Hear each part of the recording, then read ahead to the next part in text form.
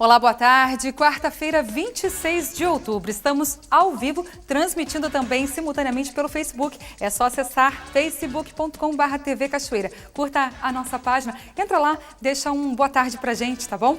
Bom, agora 12:02 pelo horário de Brasília. Vamos ao giro de notícias do NT Sul. A partir de hoje, os 3 pedágios da Freeway e da BR-290 ficam com as tarifas mais caras. O reajuste de 8,97% foi aprovado pela Agência Nacional de Transportes Terrestres. O aumento corresponde à variação do IPCA. Com isso, o valor para carros sobe de R$ 2,60 para R$ 13,80 nos pedágios de Santo Antônio da Patrulha e Eldorado do Sul. No pedágio de Gravataí, o valor passa de R$ 6,30 para R$ 6,90. Essa é a última revisão tarifária prevista, já que o contrato entre Concepa e a ANTT encerra-se em julho de 2017. Quanto aos valores para motocicletas e caminhões, nas praças de Santo Antônio da Patrulha e Eldorado do Sul, motos passarão a pagar R$ 6,90 e caminhões e ônibus a partir de R$ 41,40. Já no pedágio da Praça de Gravataí, motocicletas pagarão R$ 3,45 e caminhões e ônibus pagam a partir de R$ 20,70. Foi preso na tarde de ontem, no bairro Gonçalves, Jefferson Bruno Machado, o Nenê, de 21 anos. Ele é suspeito de participação no assalto ao empresário Alemão de Franceschi, proprietário do posto Loló, ocorrido no dia 5 de agosto deste ano. Nenê teve a prisão preventiva decretada nesta terça-feira pela Justiça. O comparsa de Nenê, Jonathan Schneider Cortez, o vampiro, de 26 anos, foi preso pela Brigada Militar na data do crime. Segundo os agentes da polícia, ligações entre os presos e uma camiseta encontrada no mato do bairro Bom Retiro, onde ele foi preso, são provas que incriminam ele. Ele foi recolhido ao Presídio Estadual de Cachoeira do Sul. O vereador de Cachoeira do Sul, Julinho do Mercado, foi alvo de uma investigação do Grupo de Atuação Especial de Combate ao Crime Organizado em seu estabelecimento comercial localizado no bairro Medianeira ontem pela manhã. Foram recolhidos produtos vencidos como extrato de tomate, chimia, maionese e margarina, que estavam expostos nas prateleiras do mercado, além da apreensão de 44 pacotes de cigarros que supostamente seriam contrabandeados do Paraguai. O vereador preferiu não prestar depoimento e se manifestará somente em juízo. Nossa produção tentou entrar em contato com o vereador, mas ele não foi localizado. 12:05 agora, e continuamos a falar do desaparecimento da filha do pastor Ayrton Lima, de Cachoeira do Sul. Priscila de Lima Correia está desaparecida desde quinta-feira passada. A polícia continua a buscar pistas que levem ao paradeiro da Priscila. A repórter Lena Caetano conversou agora há pouco com o pai da moça, que emocionado fez um apelo para que a população continue a ajudar a localizar a Priscila. Veja só. A questão de o que tem de especulação, o que não tem, e qual é o seu desejo agora, se o senhor quisesse fazer algum apelo, alguma coisa, para que as pessoas pudessem se ligar mais ou fazer algum contato com a polícia, coisa assim. Eu não sei qual seria, o que o senhor gostaria de falar neste momento. Nós estamos aguardando o trabalho de investigações, de acompanhamento, né? Na tentativa de localizá-la. E até o presente momento, nem nós, nem a polícia tem informações do paradeiro dela. Apenas isso. E, como você disse, as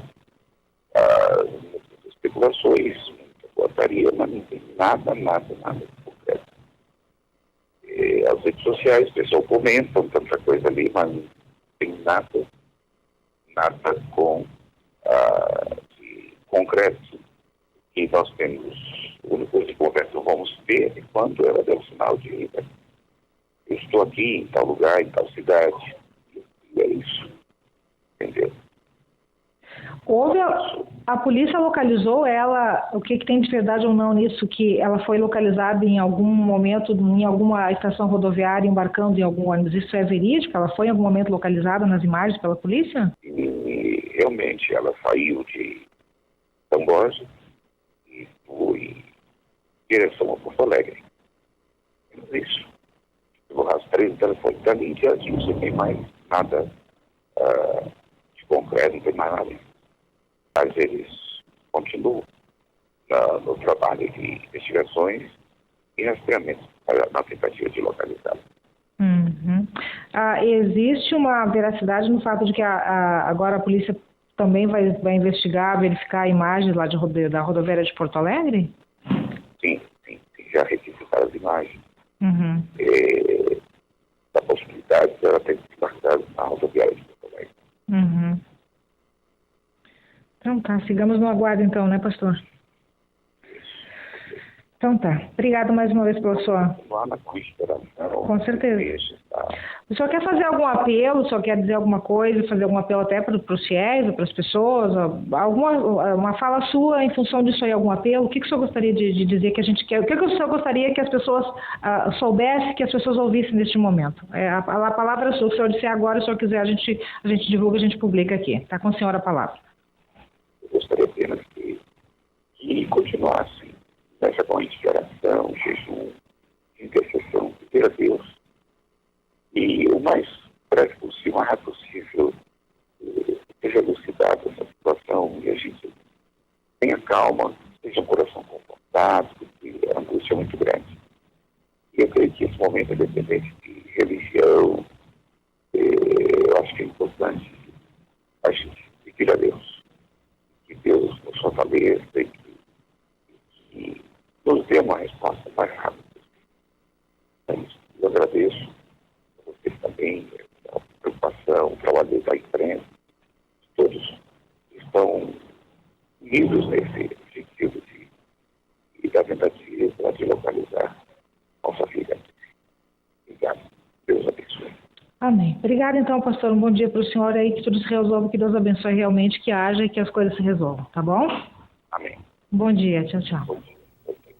Sim, que Deus abençoe mesmo e que a Priscila possa ser localizada rapidamente. Que a aflição dessa família. Nós nos solidarizamos com a família e também nos colocamos à disposição para qualquer informação que você tenha sobre o paradeiro da Priscila, tá? Você pode acessar as nossas páginas no facebook.com/TV Cachoeira. Também pode mandar pelo nosso WhatsApp. É só acessar código de área 5199170018. Se você tiver alguma informação, não boato, gente. Não vamos, porque nesse momento o sofrimento da família é muito grande. Então, não vamos espalhar e nem compartilhar boatos.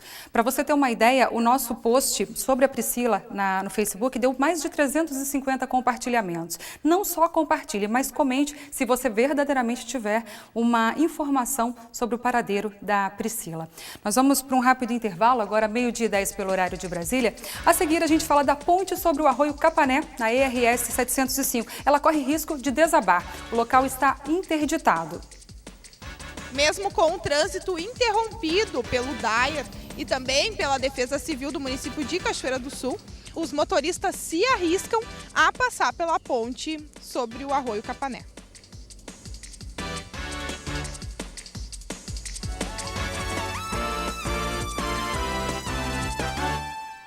Estamos de volta ao vivo, 12h14 pelo horário de Brasília. O pessoal está começando a dar boa tarde para a gente aqui no Facebook. É só acessar a nossa página, tá? facebook.com/TV Cachoeira. Aproveita, curta a nossa página e aí você recebe notificação toda vez que nós entrarmos aqui ao vivo. Queria mandar uma boa tarde especial para o Lourenço Nunes, para a Luciana Machado Santos e para a Josi Aires, que mandou uma boa tarde para a gente, uma boa tarde para vocês também. Gente, entre os estragos deixados pelas chuvas em Cachoeira do Sul, está a ponte sobre o Arroio Capané, na estrada do Jeribá. Mesmo com a interdição, motoristas arriscam a vida e continuam passando pelo local. Na última quarta-feira, dia da gravação da reportagem sobre a interdição da ponte na RS 705, a enchente impossibilitava a passagem de veículos menores. Mas agora, moradores como este da localidade de Irapuá descem do carro, sobem para fazer um teste de impacto e seguem viagem. Mesmo com o trânsito interrompido pelo DAER e também pela Defesa Civil do município de Cachoeira do Sul, os motoristas se arriscam a passar pela ponte sobre o Arroio Capané. Funcionários do Departamento Autônomo de Estradas de Rodagem estiveram no local na tarde de terça-feira, mas as obras de recuperação ainda não começaram. Um dos funcionários, ao vistoriar o local, pediu ao DAER que faça o bloqueio do local urgentemente. A equipe ainda observou a mudança que sofreu a estrutura desde a última vistoria. Os funcionários, que não podem gravar entrevista por ordem da empresa, disseram que o rebaixamento da estrutura aconteceu porque veículos pesados também passaram ali depois da interdição. E, por e-mail, o DAER nos respondeu e disse que, infelizmente, os reparos não serão mais realizados hoje, como previsto inicialmente. Os engenheiros da Superintendência de Obras de Arte Especiais do DAER, setor responsável por pontes e viadutos, verificaram um agravamento nas condições da ponte sobre o Arroio Capané. Além dos danos na superestrutura, um dos encontros da ponte com a estrada cedeu ainda mais, tornando a estrutura muito instável para a realização dos reparos. Essa situação foi causada pela intensidade das águas que encobriram completamente a ponte e a insistência também do tráfego de veículos, mesmo com o trânsito interditado no local. O DAER afirmou ainda que precisa aguardar o nível do Arroio Capané baixar um pouco mais para que uma nova vistoria detalhada seja realizada. Com o nível do arroio mais baixo é que haverá condições técnicas de analisar os danos, inclusive nas fundações da ponte que precisam ser realizadas. É importante salientar que a ponte sobre o Arroio Capané não deve ser utilizada em hipótese alguma.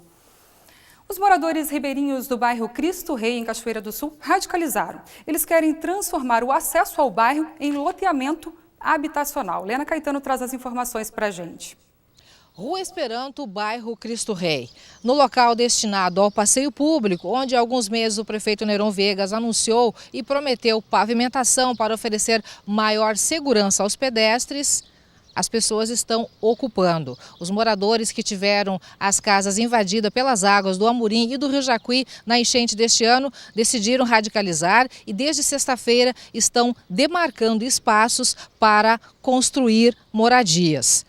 Esta barraca está aqui há cerca de 5 dias e, segundo o ocupante, ele realmente não tem outra alternativa. Eu não tenho casa, entendeu? Aí eu tenho a minha guriazinha de 10 meses e a minha mulher. Entendeu? Aí a minha mulher está na casa da minha sogra. Aí como ela ficou de voltar, eu entreguei a casa. Aí eu não tenho moradia, e como saiu os terreninhos, aí eu peguei um pedacinho que sobrou por último, sabe? Mas quem é que liberou aqueles terrenos ali? Ali que diz que quem tinha liberado era o prefeito, agora só não sei se é verdade, né? Aí eu cheguei ali, o loteamento já estava pronto, do resto do pessoal. Na verdade, tu foi o último a chegar. Eu fui o último a chegar. E o primeiro a fazer a barraquinha. E o pessoal agora que vão se agilizar, né? E eu não sei se agora ou esperar baixar a enchente. E o pessoal que demarcou as outras áreas são pessoas desabrigadas da enchente? São lá debaixo, lá da praia, pessoal. Todos os espaços disponíveis aqui no acesso ao bairro Cristo Rei foram ocupados, inclusive com a colocação de placas de identificação. Do lado oposto da via, junto à estação de tratamento de esgoto da Corsã, também há demarcações. Agora há pouco nós conversamos com o procurador jurídico do município, Leonel Slomp, que disse que está tomando o pé da situação e que inclusive tem reunião agendada com o prefeito Neron Viegas para saber qual a atitude da prefeitura com relação a esta situação. Uma outra informação que nos chegou dos moradores aqui do bairro é que cerca de 12 famílias já teriam se transferido voluntariamente lá para o Alto do Amorim, na área ano passado adquirida pela prefeitura, para colocação das famílias atingidas pelas enchentes do ano passado, fato que ainda não aconteceu. Durante o dia nós estaremos levantando toda essa situação para uma reportagem especial que será exibida na edição de amanhã do NT Sul. Tá certo. Obrigada, Lena, pelas informações. Agora, 12h19 pelo horário de Brasília. E a Prefeitura Municipal de Cachoeira do Sul, em conjunto com a empresa de coleta de resíduos sólidos Conesul Soluções Ambientais, fizeram um estudo na rota de coleta de lixo e definiram algumas mudanças. Elas devem ser aplicadas na próxima terça-feira. A repórter Gabriela Belo conta os detalhes para a gente. A partir do dia 1º de novembro, os cachoeirenses terão a coleta tanto convencional quanto a mecanizada apenas 3 vezes na semana. E quem vai falar os detalhes desta mudança é a fiscal ambiental Ana Zuz Unter. Ana Zuz, boa tarde. Como que será a mudança e de que forma os cachoeirenses devem se organizar? A coleta convencional na região central, hoje ela é diária. Né? A partir de 1º de novembro, a gente vai começar a coletar 3 vezes por semana, conforme é nos bairros hoje. Né? Foi feito um estudo, né, uma análise da quantidade de material que existe nas áreas, até para não afetar a comunidade. E a gente viu que, além da necessidade econômica, né, de reduzir o custo hoje da empresa de coleta de lixo, é conveniente que 3 vezes por semana se recolha só o material. Né, que não temos tanto material assim para ser diário, né, não vai causar transtorno algum, né, para a comunidade, sendo que nos bairros já é assim. Né? Isso na convencional, que em alguns lugares vai ser terça, quinta e sábado, em outros lugares vai ser segunda, quarta e sexta.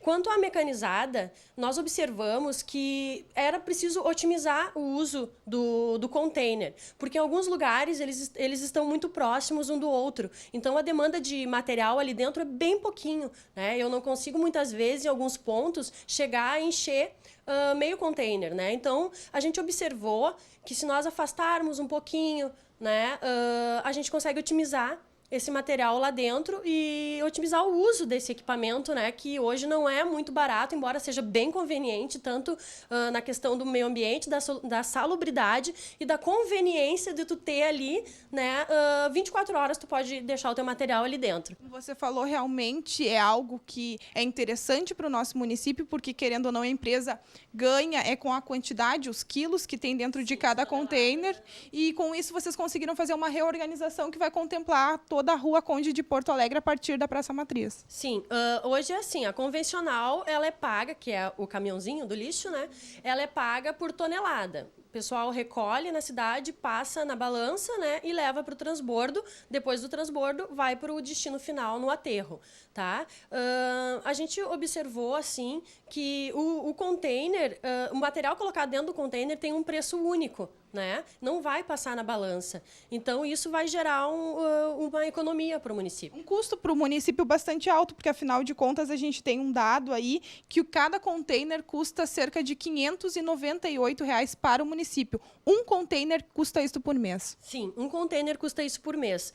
Enquanto a tonelada, vou consultar, a tonelada ela está custando hoje na convencional para nós R$ 130. Né? Nossa, mas é uma discrepância porque é muito diferente. O container, além do material não ser pesado, ele é mais otimizado. Né? Ele está ali 24 horas, né, contemplando a comunidade, e é como eu falei lá no princípio, ele tem aquela situação da salubridade. A gente percebe que a cidade fica mais limpa com o uso do container, além de ter o conforto, né, de tu conseguir descartar o teu material a qualquer momento. Mas, igual a Ana Zuz, isso acaba sendo um absurdo, porque Cachoeira do Sul pagar em torno aí de R$ 550 mil por mês para conseguir destinar o seu lixo urbano é muito dinheiro. É muito dinheiro, né? Então, a gente está visando também a economia. Né? A economia, ela vai ser de R$ 20 mil aproximadamente. Né? Você pode achar que é pouco, não é pouco hoje, R$ 20 mil na situação que a gente se encontra. Tá? E a questão do lixo, do container... Desculpa. Não é pouco porque o município paga muito, na verdade. Paga muito. Mas o que aconteceu nos últimos anos? Né? Os aterros sanitários, eles encareceram demais. Né? O que acontece é que não tem mais onde enterrar, né? E os pontos hoje nos aterros sanitários estão positivos, como a gente chama. Antes se enterrava e agora não tem mais. Né? Então, se tornou muito mais caro o tratamento lá no aterro sanitário. Né? E aconteceu esse reajuste e hoje a gente paga realmente bastante por causa do aterro final. Além disso, vocês estão fazendo alguma campanha, algo para mudar a conscientização, algo para conseguir fazer com que o ser humano ele mude esse hábito dele de colocar tudo dentro do container ou tudo dentro da sacola plástica na frente de casa para um caminhão realmente levar dali, mas tira do bairro e leva para outra cidade? Sim, hoje nós temos na Secretaria de Meio Ambiente um departamento de educação ambiental que ele é muito forte, né, com vários eventos durante o ano aí que que tem sempre esse ponto forte na coleta seletiva, né? E depois a gente apoia também as cooperativas, né? Tanto as já legalizadas quanto as frias, porque elas são importantes, né? Eles estão trabalhando ambientalmente correto, digamos assim, pelo menos nesse sentido, para reduzir tanto o nosso custo, né? E também dar o destino correto para esse material e também fazem um serviço social, né? Para o pessoal que trabalha. Falamos sobre a reorganização. Com isso, a preocupação de que talvez esses locais vá superlotar no caso dos containers? Olha, o que a princípio a gente vai fazer? Nós vamos fazer essas modificações e vamos ficar com algumas reservas, né, de 3 a 4 containers, para observar, no primeiro momento, como vai ser, né, essa mudança no sistema mecanizado. Porque realmente acontece, alguns dias da semana tem mais material, né, como segunda-feira, tem bastante material dentro dos containers. Pode acontecer de uma área ou outra, o container que eu tirei fazer um pouco de falta, né? O pessoal daquela quadra vai ter que caminhar até a outra quadrinha, então pode fazer falta. Então, no primeiro mês, nas primeiras semanas, a gente vai deixar uma reserva de container para substituir, né, se houver esses problemas de superlotação. No interior, as localidades que têm a coleta seletiva, que hoje também é um custo de cerca de R$ 11,00 por quilômetro que a prefeitura paga, isso vai mudar? Nós diminuímos a rota do interior, tá? Também era de 15 em 15 dias em alguns locais, né? E nós vamos fazer uma vez por mês a coleta, né? Visando a economia também. Tem também, falando do reciclado e do nosso Departamento de Educação Ambiental, existem projetos ali que envolvem a comunidade, né, na construção de um transbordo de recicláveis, né?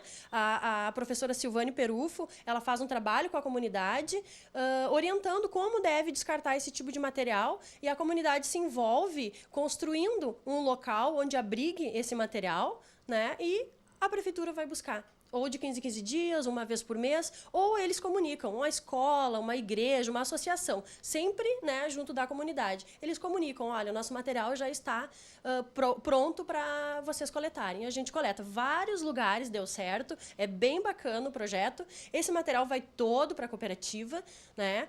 Infelizmente, algumas comunidades não aderiram, mas a gente não larga o osso, como se diz, né? A gente sempre está aqui disponível, se existir alguma comunidade, algum lugar que queira ser contemplado, né? A gente ajuda. E para quem está assistindo neste momento, tem essa conscientização de separar o lixo em casa, do que é orgânico, do que é seco, o que é reciclado, qual é o telefone para contato? Podem ligar diretamente na Secretaria de Meio Ambiente pelo telefone 3724-6044. Pode mandar um e-mail para o smma.cachoeira@gmail.com, né? Nos questionando ou pedindo a nossa ajuda, orientação, o que for.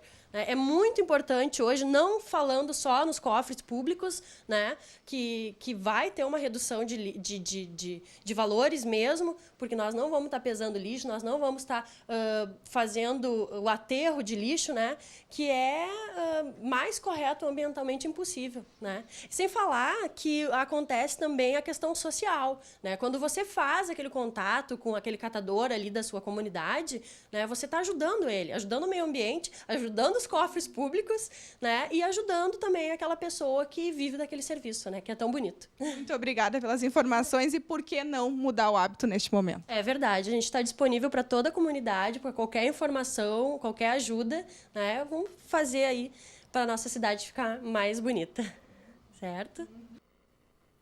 No próximo domingo, os eleitores terão de voltar às urnas em 55 cidades do país, sendo 18 delas capitais. Aqui no estado, além de Porto Alegre, outras 3 cidades terão segundo turno. E desde ontem, nenhum eleitor pode ser preso, a não ser em flagrante. A restrição dura até 48 horas após o segundo turno dos pleitos municipais. Até o dia 1º de novembro, ninguém pode ser preso. A medida prevista no Código Eleitoral tem como objetivo evitar detenções por motivos políticos, mas há exceções. Salvo flagrante delito e sentença penal condenatória por crime inafiançável. Basicamente, todo o crime que envolva violência à pessoa ou os crimes contra a liberdade sexual são crimes inafiançáveis e portanto, se houver uma condenação de um eleitor nessas modalidades criminosas, é possível a prisão. O segundo turno vai acontecer em 4 cidades gaúchas com mais de 200 mil eleitores. Além de Porto Alegre, Caxias do Sul, Canoas e Santa Maria vão escolher os seus prefeitos e vices no próximo domingo. Faltando 5 dias para o pleito, estes são os últimos momentos para conferir a propaganda eleitoral. Comícios até quinta-feira. Até sexta-feira é o último dia para o horário eleitoral gratuito no rádio e na televisão, bem como também para matéria paga em jornal, mídia impressa. Também a realização de debates é possível até sexta-feira, dia 28. No sábado, na véspera da eleição, é possível ainda a realização de carreatas, passeatas, distribuição de material gráfico até às 10 horas da noite. Os eleitores que não votaram e não justificaram no primeiro turno poderão votar agora normalmente.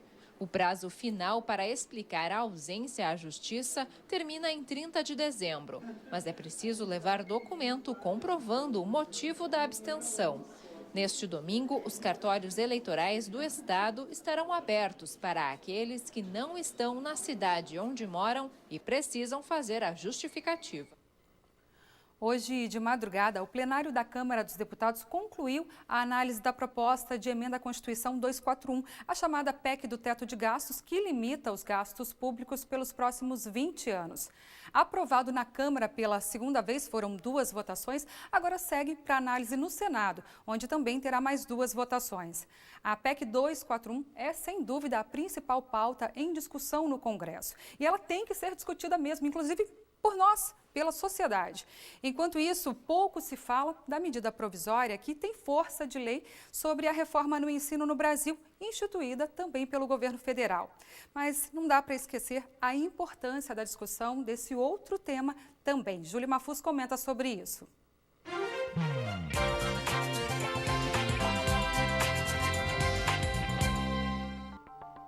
Olá, boa tarde.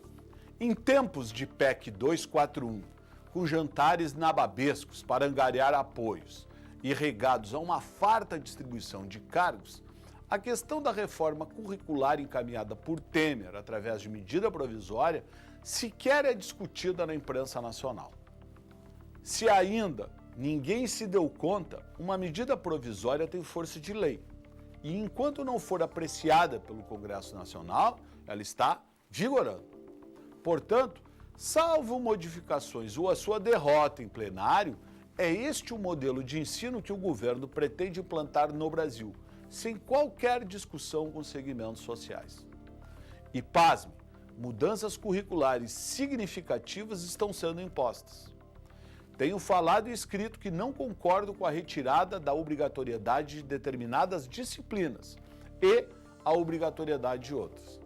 Essa coisa de caixinhas onde se guardam conhecimentos, que denominamos disciplinas, está há muito tempo banido dos melhores colégios do mundo. Mas aqui ainda insistimos com esta visão. Educação se faz com professores bem preparados e bem remunerados em escolas que permitam e tenham condições de realizar o processo de ensino-aprendizagem. Esta é uma premissa básica, sem ela, todo o resto fica prejudicado. Mas como não nos interessamos por isso, os governos tomam as medidas de baixo para cima e é a população, em especial as crianças e os adolescentes, que mais sofrem com este descaso. Precisamos de reformas? Óbvio que sim. Estamos em pleno século XXI e precisamos de uma escola conectada com este tempo. Mas insisto, enquanto o professor não for valorizado e reconhecido pela sociedade, essa dinâmica só mudará para pior. Falei e assino embaixo. E sexta-feira, 28 de outubro, é o Dia do Servidor Público. A data é comemorada aqui no Brasil desde 1939. Só aqui no Rio Grande do Sul são cerca de 140 mil funcionários públicos na ativa. Hoje, uma solenidade no Palácio Piratini marcou o início da programação da Semana dos Funcionários Públicos aqui no estado. Mas o que fazem e qual a importância dos profissionais que atuam no setor público? Ela podia ser só mais uma enfermeira, mas escolheu ser a grande amiga da comunidade. A gente já se conhece bastante. Eu no momento assim que eu precisei bastante, muito, né? Porque a gente tem uma doença que tem que ser controlada, né? Então ela fez tudo. Há 22 anos, neste posto de saúde do bairro São José, na zona leste de Porto Alegre, Vânia encara o serviço público como sacerdócio. Tudo aqui é sagrado para ela. A saúde pública eu acho que envolve, né, várias coisas, né? Eu acho que ter amor ao ser humano, né? Saber que ali tu vai enfrentar vários problemas e que tu pode ajudar, tu pode fazer a diferença nisso. Eu acredito no Humaniza SUS, eu acredito no acolhimento que está aí agora, né? A enfermeira é servidora da Secretaria da Saúde da capital. Como ela, existem outros quase 17 mil servidores ligados à prefeitura. Já no estado, são 140 mil, contando apenas os ativos e aqueles pertencentes ao executivo. 80% deles trabalham nas áreas da educação e da segurança. Apesar de todas as dificuldades, nós temos tido a compreensão de todo o nosso setor de recursos humanos do Estado para enfrentar esse desafio de uma gestão onde os recursos são extremamente escassos, mas apesar de tudo isso, durante essa gestão, todos os nossos servidores estão respondendo e, com isso, nós podemos dizer que estamos operando, com a ajuda dele, grandes modificações para o Estado. E para lembrar desses trabalhadores dedicados à população, o Estado lançou a Semana do Servidor Público, com uma série de atividades voltadas ao setor. O evento contou com a presença do governador José Ivo Sartori. Ele falou sobre o importante papel do funcionalismo na manutenção dos serviços essenciais. É com certeza o coração de toda a organização estatal, de todo o poder público, seja no município, seja no estado, seja na União. E é esse trabalho desse colaborador sério e dedicado que as coisas andam e que o serviço precisa funcionar. Porque ele não é para nós, ele é para a sociedade.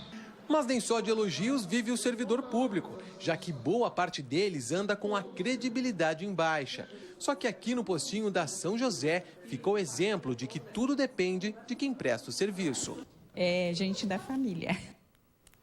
E como a enfermeira Vânia falou no início da matéria, eu também acredito na humanização do SUS e de tantos outros departamentos da sociedade. Ter amor ao ser humano, ter empatia, se importar com o outro. Educação, carinho e respeito é muito bem-vindo em todos os setores da sociedade. Tanto por parte do servidor, quanto por parte dos usuários dos serviços públicos. Nós, a sociedade. Parabéns aos servidores públicos que conseguem desempenhar a sua missão com zelo e amor. Parabéns. Bom, agora 12h37, nós vamos para um rápido intervalo e na volta Daniel Nunes conversa com o vice-prefeito eleito em Cachoeira do Sul, Kleber Cardoso. Tem ainda a previsão do tempo para Cachoeira e todo o estado gaúcho. Nós voltamos em instantes.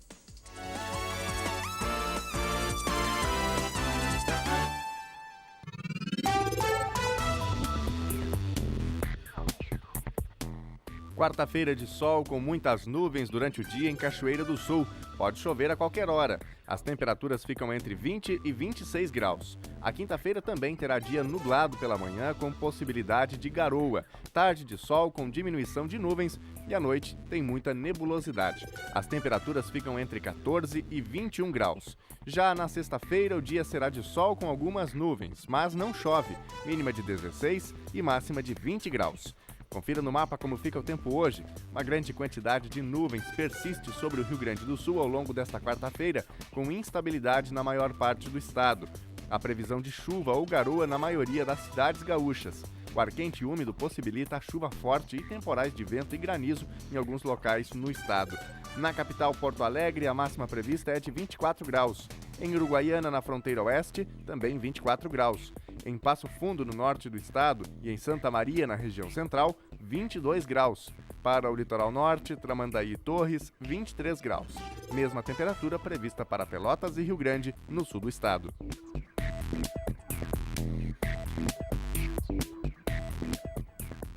O NT Sul já está de volta e neste último bloco nós vamos conversar com o vice-prefeito eleito de Cachoeira do Sul, Kleber Cardoso. Já conversamos aqui com o prefeito, Dr. Gnatti, estamos entrevistando os vereadores, mas ainda não tínhamos tido a oportunidade de conversar com o Kleber. Kleber, boa tarde, obrigado pela presença com a gente. Boa tarde a todos os telespectadores. Um prazer poder estar aqui novamente, né? Perfeito, a honra é nossa.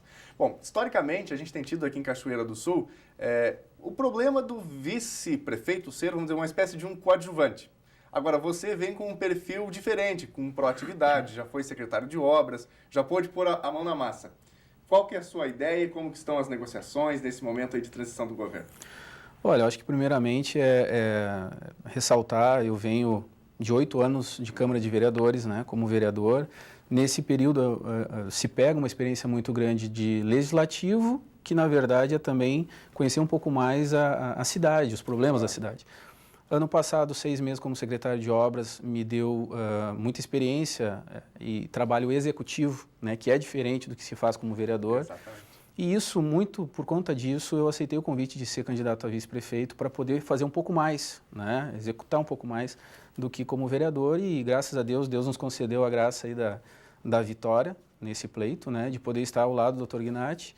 E agora, a partir do dia 1º, né, a gente tentar construir uma nova história. É um novo governo, né, o Dr. Gnatti será o 2º mandato dele como prefeito, mas é um novo momento, um novo governo que virá pela frente. E a gente procura, vamos dizer assim, somar todos esses conhecimentos, ele como já foi prefeito, tem certa experiência, eu como vereador e secretário, poder unir isso tudo e contribuir para que a cidade ganhe, né, um ritmo melhor. Você acredita que o seu espaço está garantido?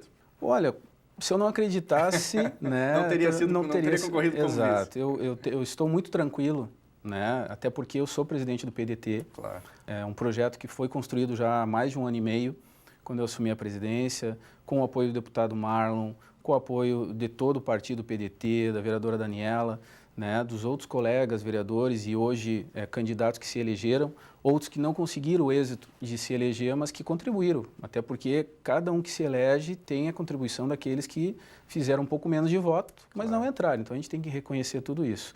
Então essa construção que se deu dentro do PDT fez com que chegássemos até aqui, né, tranquilos do projeto que se montou, o convite que nós fizemos ao Dr. Gnatti na época e ele aceitou.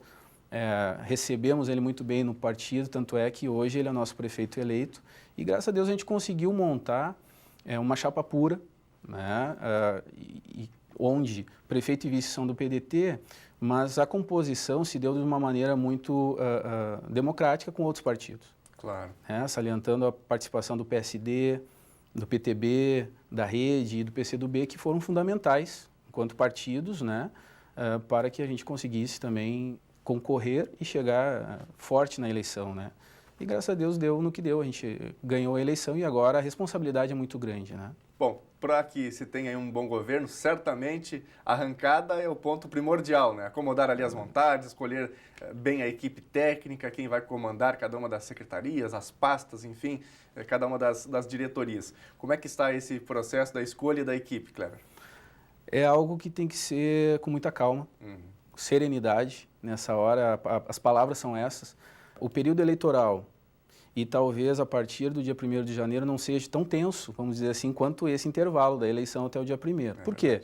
É o período onde começa a transição, é o período onde começa a se desenhar o futuro governo, as indicações para o secretariado, para a diretoria, para os cargos de chefia, né? E tudo isso é muito complexo porque nós estamos falando com a administração de uma cidade inteira, onde precisamos fazer uma composição bem democrática entre todos os partidos que concorreram e nos ajudaram a chegar até aqui, mas muito, e isso é o fator primordial, eu acredito, e o Dr. Gnatti tem sido levado muito para esse lado, montar uma equipe técnica, certo? Eu acho que o município passa por um momento muito difícil, questão financeira, questão de infraestrutura, e a gente precisa escolher sabiamente os nomes técnicos para ocupar os cargos de confiança para poder tocar a cidade para frente, né? Normalmente, as transições entre um governo e o novo governo, nem sempre esse processo é tranquilo. Às vezes a equipe que está no governo não facilita, aí às vezes já tem um pouco ali de má vontade de ambas as partes.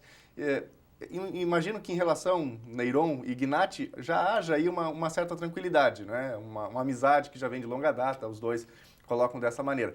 Mas a transição em si, a obtenção de números, de informações, como que está esse período, Kleber? O processo de transição começou semana passada, a partir do momento que nós visitamos o prefeito, Neyron, Dr. Gnat e eu, na sexta-feira. Logo depois, na segunda-feira, foi a primeira conversa da equipe de transição, que nós temos 7 nomes, hoje são 9, né, incluímos a CACISC junto para acompanhar esse processo. Então teve apenas uma semana de trabalho, né, algumas informações estão sendo buscadas, mas tem sido muito amigável e acredito que vai continuar assim, até porque houve uma transição lá atrás do Dr. Gnat, entregando o executivo para o prefeito Neyron. E agora, ao contrário, o prefeito Neyron entregando ao Dr. Gnat e à nossa equipe. Então, tem sido muito cordial esse relacionamento, espero continuar assim, né, com as portas abertas, para que a gente possa buscar as informações necessárias para se construir o futuro governo, né? Bom, Kleber Cardoso foi secretário de obras, então acompanhou alguns problemas aí pesados da cidade, fez vários mutirões, né? E muitas pessoas comentam isso até hoje. Entrando num aspecto pontual que a cidade está vivendo agora, mais um caso de enchentes. A gente tem esse problema gravíssimo dos ribeirinhos que estão ali, especialmente Cristo Rei, algumas outras localidades também, mas especialmente ali, que todo período de enchente, especialmente ali setembro, fim de setembro, início de outubro, tem vamos dizer assim, esse problema de ter que de necessitarem de uma retirada da beira do rio até algum abrigo. Existe algum projeto que vocês pensam em fazer para tentar amenizar a situação dessas pessoas? Hoje, por exemplo, estamos aí com cerca de 50 famílias abrigadas na Fenarroz. O período que eu fui secretário de obras, e vocês acompanharam muito isso, foi um período também conturbado. Me lembro que teve se eu não me engano, 2 enchentes, ou uma enchente e uma forte tempestade naquele período, né, onde, enfim, a cidade arrasou durante alguns dias e nós tivemos que ter um trabalho muito forte visando a recuperação rápida da cidade, né, e casas que desmoronaram, enfim, ribeirinhos que tiveram que ser retirados. Sorte que o município conta com uma defesa civil bem atuante, né, a equipe da defesa civil é uma equipe muito atuante. E nós conseguimos dar um resultado rápido para a recuperação, tanto é que foram 5 meses e meio de Secretaria de Obras, a gente conseguiu deixar um legado, vamos dizer assim, né, um trabalho bem executado. Acho que o momento agora, a questão das enchentes repete todo ano. Exato. Infelizmente. O que a gente acompanha, e eu posso dizer um pouco como vereador, porque como vice eu nunca fui, vai ser a primeira vez. Mas o que eu posso dizer é que nós tentaremos fazer um trabalho voltado para esse tipo de assistência, né? O Dr. Gnat e eu tivemos lá naquela localidade, mais precisamente no Cristo Rei, conversando com os moradores. Havia no passado, no atual governo, um projeto de se readequar, recolocar essas famílias no Vila Nova, lá numa área, enfim. Eu não sei a quantas anda, como diz o gaúcho. A gente vai ter que e para isso que serve o período de transição, para nós ficarmos a par, né, da situação e tentar encaminhar, né, se fazer acontecer o projeto, se verdadeiramente ele é legal e tudo corretamente, para que a gente possa estar tirando aquelas famílias de lá. Mas, infelizmente, mais do que fazer um trabalho de retirada, é o trabalho preventivo de não deixar novas famílias ir para lá. Porque isso acontece com frequência, né? A gente acompanha, famílias foram removidas há um tempo atrás e estão morando nos apartamentos aqui da frente da Fenarroz, em outras localidades.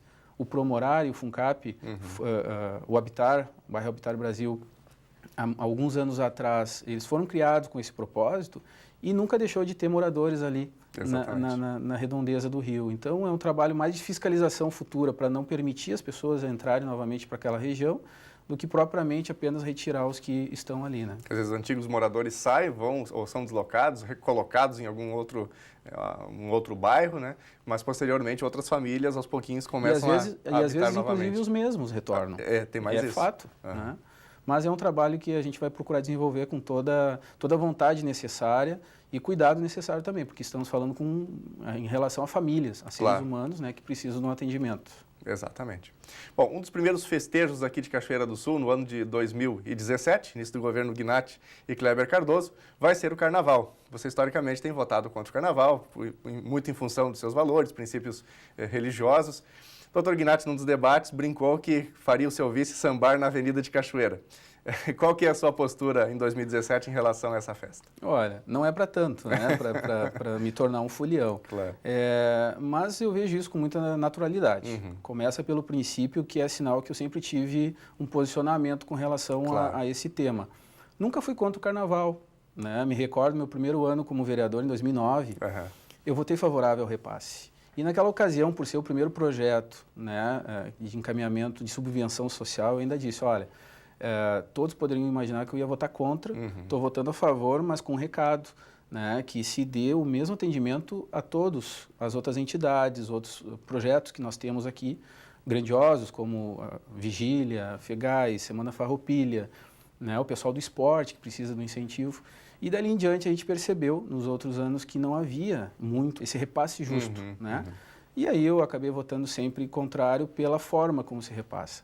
O Dr. Gnatti, na verdade, sempre incentivou muito o carnaval.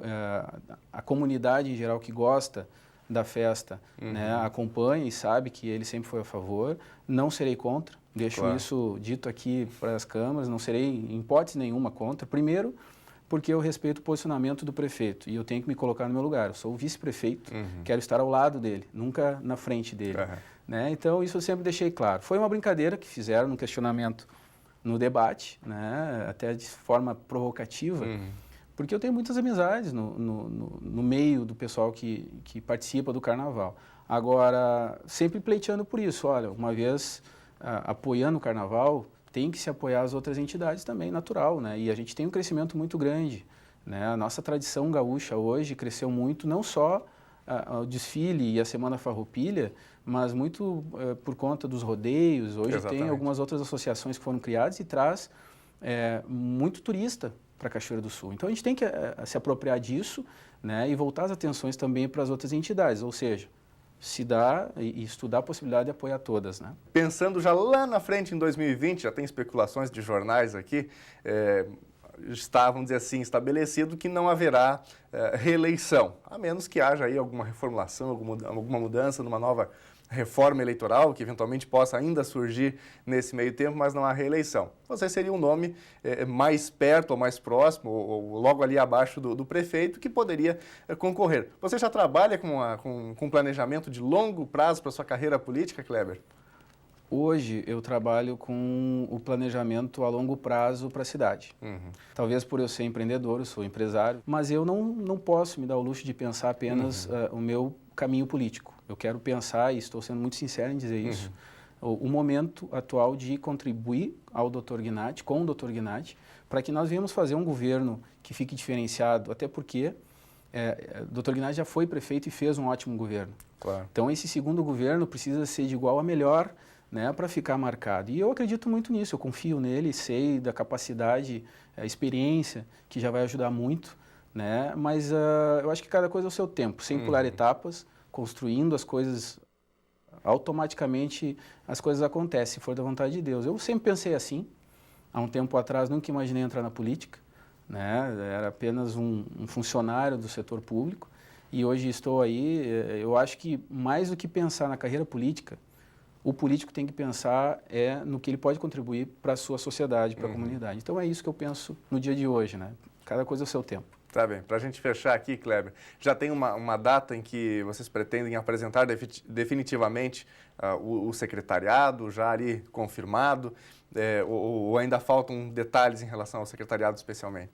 Não foi discutido isso ainda. Eu acho que a gente está tendo um cuidado e isso me chama bastante atenção, esse cuidado que o Dr. Gnatti tem tido em discutir amplamente, tanto comigo, com os companheiros do PDT, com o próprio deputado, o Marlon, que nos ajudou muito na campanha, com os vereadores eleitos, que a gente tem que respeitar toda essa questão, toda essa formação, os outros partidos que fizeram a composição, né, da nossa chapa, e com os setores da sociedade. Tanto é que o doutor acabou de convidar a Cacisque para fazer parte desse período de transição. Isso é muito importante. É importante tu envolver todas as forças vivas da cidade.